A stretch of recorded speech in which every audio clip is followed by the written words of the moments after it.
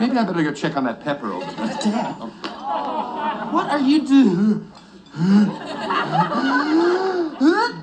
I was just checking on the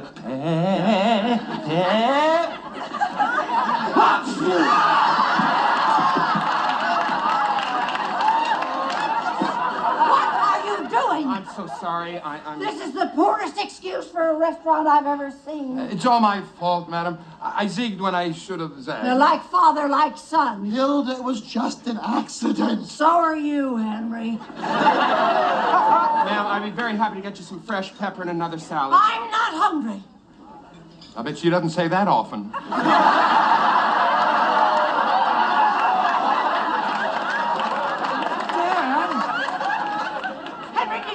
What he said about me. Yeah.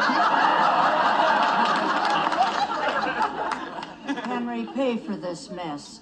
I'll be waiting in the car. I'm sorry. How much?